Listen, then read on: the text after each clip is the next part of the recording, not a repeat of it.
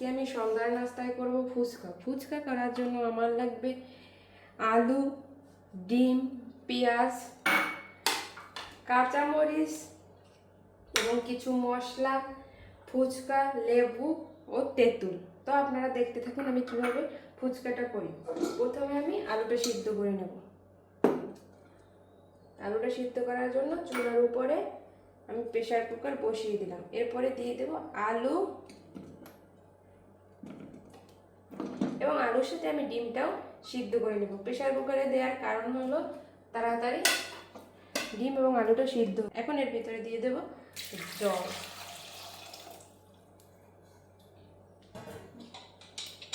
Pressure কুকারে ঢাকনা দিয়ে দিলাম।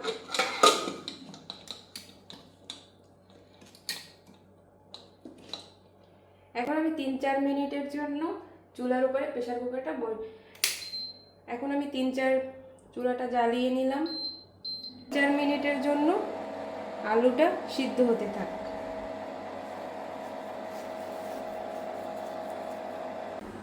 আলুটা সিদ্ধ হতে হতে আমি পেঁয়াজ ও কাঁচামরিচ কেটে নেব।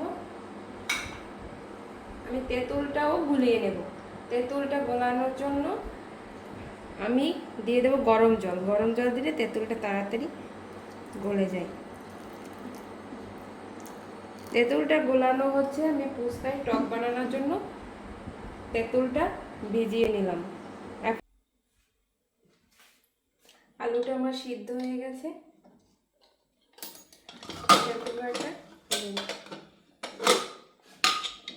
এই যে আমার আলুটা সিদ্ধ হয়ে গেছে। এখন আমি আলুটা তুলে নেব।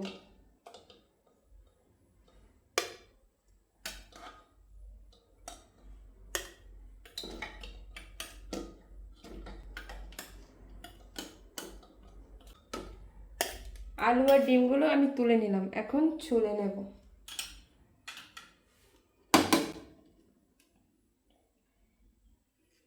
এখন আমি ফুচকাটা ভেজে নেব। ফুচকাটা ভাজার জন্য কড়াইতে দিয়ে দেব তেল।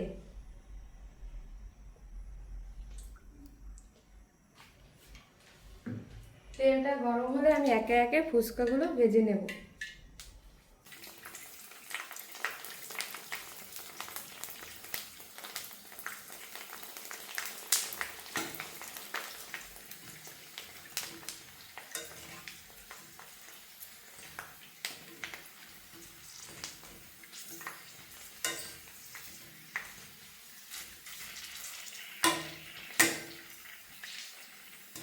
দেখুন ফুচকাগুলো কত সুন্দর ফুলে উঠেছে।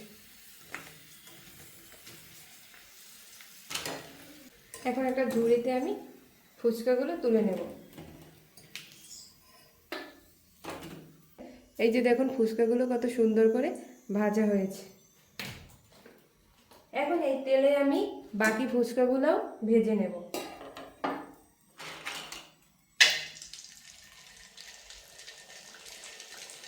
এখন আমি ফুচকার জন্য আলুটা মেখে নেব। আলু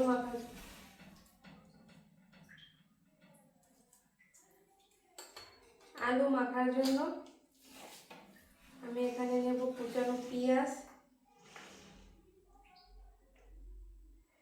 কাঁচামরিচ,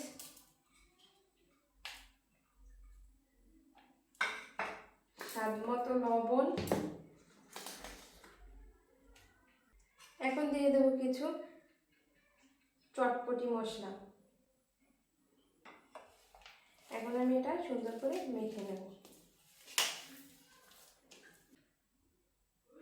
পরিমাণ মতো সরিষার তেল।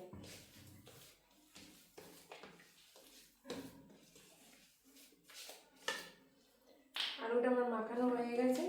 এখন আমি ফুচকার টকের জন্য তেঁতুলটা গুলিয়ে নেব।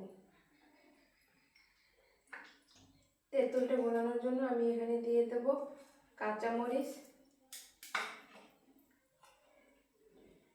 অল্প একটু চটপটি মশলা। এখন আমি তেঁতুলটা গুলিয়ে নেব, বানিয়ে নেব।